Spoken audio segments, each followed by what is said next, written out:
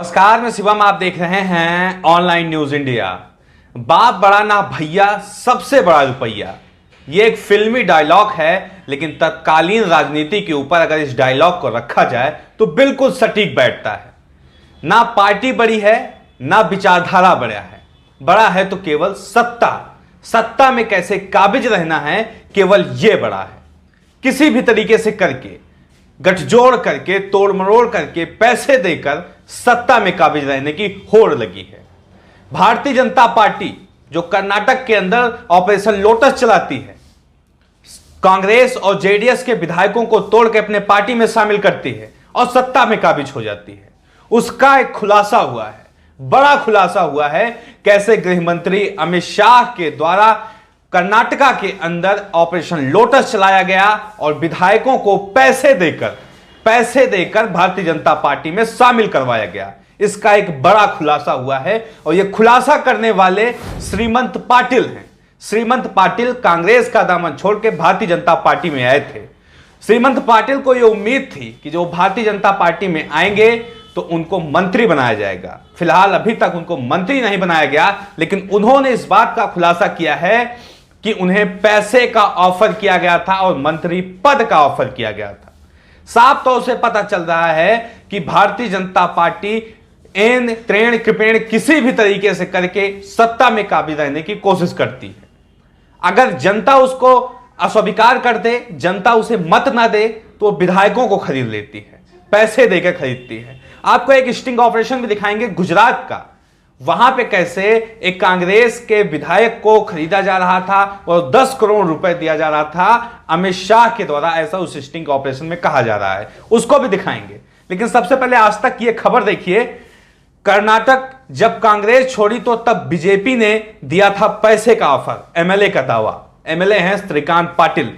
ये कांग्रेस पार्टी को छोड़कर भारतीय जनता पार्टी में आए थे। आप समझिए, कर्नाटक में भारतीय जनता पार्टी की सरकार के बीच राजनीतिक हलचल लगातार बनी हुई है। कांग्रेस का दामन छोड़ भारतीय जनता पार्टी में शामिल हुए विधायक श्रीमान पाटिल का बयान इन दिनों सुर्खियां बटोर रहा है। विधायक का कहना है कि जब उन्होंने कांग्रेस पार्टी छोड़ी थी तब भारतीय जनता पार्टी ने उन्हें साथ आने के लिए रकम ऑफर की थी। हालांकि विधायक श्रीकांत पाटिल ने दावा किया था कि उन्हें बिना पैसे लिए ही भारतीय जनता पार्टी ज्वाइन की थी। पाटिल ने कहा, जब मैंने कांग्रेस छोड़ी तब बीजेपी ने पूछा था कि कितने पैसे चाहिए, तब भी मैंने एक भी रुपया नहीं लिया था। श्रीमंत पाटिल के बयान पर विवाद होने के बाद इसे बयान वापस ले लिया गया है और बीजेपी ने पैसा ऑफर नहीं किया था, मैंने गलत शब्दों का इस्तेमाल किया। जब किरकिरी होने लगी भारतीय जनता पार्टी की, अमित शाह की, तब श्रीकांत पाटिल ने अपने बयान को वापस ले लिया और श्रीकांत पाटिल इस बात को कह रहे हैं कि हमने एक भी रुपया नहीं लिया था और ना तो भारतीय जनता पार्टी हमें पैसे ऑफर की थी। ये एएनआई का ट्वीट देखिए आप। पहले श्रीमंत पाटिल इस बात को कहते हैं कि हमने भारतीय जनता पार्टी ज्वाइन की थी बिना पैसे लिए और हमको पैसा ऑफर किया गया था, ये बात कह रहे हैं। लेकिन जब इनकी किरकिरी होती है, भारतीय जनता पार्टी की किरकिरी होती है, अमित शाह की किरकिरी होती है और जो इनका ऑपरेशन लोटस है उसकी चर्चाएं होने लगती है, तब ये श्रीमंत पाटिल अपना बयान बदल देते हैं। कहते हैं कि भारतीय जनता पार्टी हमें पैसा ऑफर नहीं की थी। लेकिन हकीकत क्या है वो आप सब लोग के सामने है। एक पुरानी खबर आपको दिखाते हैं, द वायर की खबर है। ये खबर है 3 नवंबर की खबर है। इसके पहले एक खबर और आप देख लीजिए, ये खबर है 14 नवंबर की। 14 नवंबर को भारतीय जनता पार्टी में कांग्रेस और जेडीएस के 15 विधायक टूटकर शामिल हो गए थे भारतीय जनता पार्टी में। लेकिन 14 नवंबर के पहले 3 नवंबर को येदियुरप्पा क्या कह रहे थे उसको आप देखिए। भाजपा में शामिल होने वाला कांग्रेस विधायक उपचुनाव में जीता तो मंत्री बनाया जाएगा, येदियुरप्पा।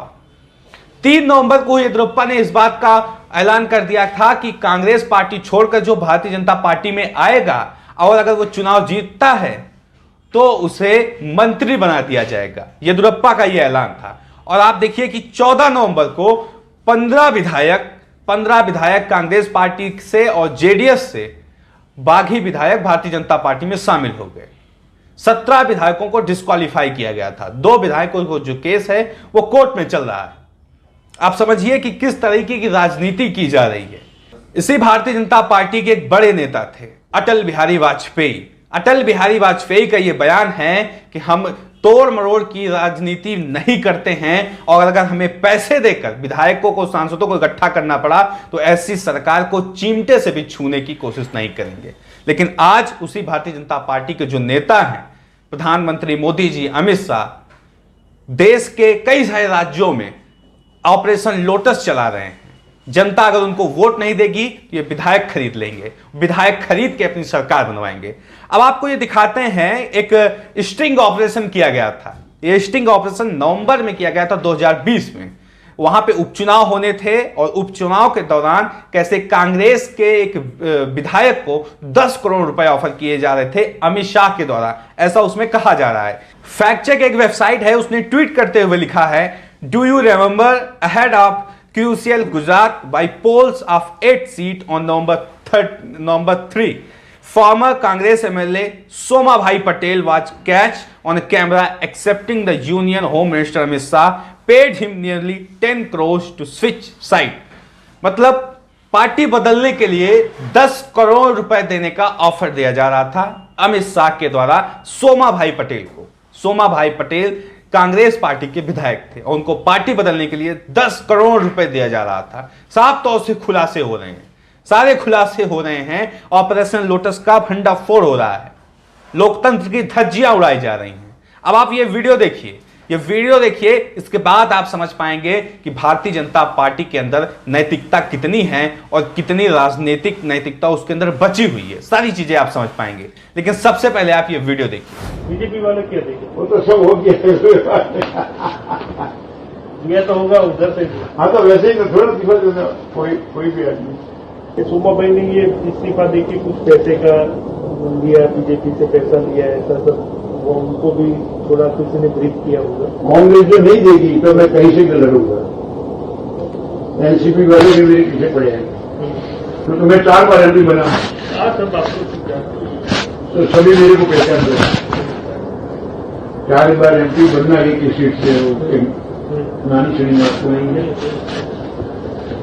मगर ग्राउंड लेवल पे बीजेपी पूरा खर्चा करती थी मेरे पीछे और कांग्रेस को खर्चा नहीं करना होता।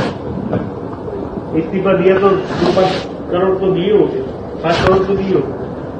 हाँ वो तो सबको दिया, मेरे को दिया।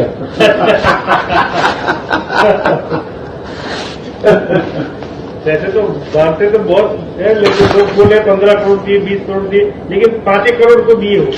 सबको दिया, जो दिया हो सबको दिया। सबको दिए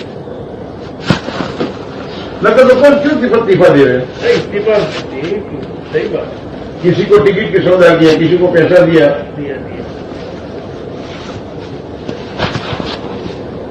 इतने पैसे लाते कहाँ से साले, इतने पैसे लाते कहाँ से?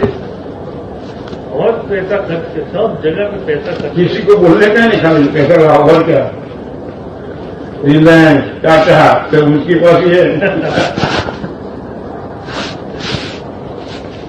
बहुत ये लोग बोल रहे थे कि सोमा भाई को 20 करोड़ रुपए दिए हमने, 20 करोड़ रुपए में बात हुई थी। नहीं, गलत बात है। 20 करोड़ बोल रहे हैं, गलत बात है। किसी को 10 से ज्यादा नहीं दिया, किसी को नहीं दिया ज्यादा, 10 से ज्यादा नहीं दिए, किसी को नहीं। तो साला 20 करोड़ की बात कर रहे हैं। तो बोलना है तो बोल रहे, तो क्या बात है।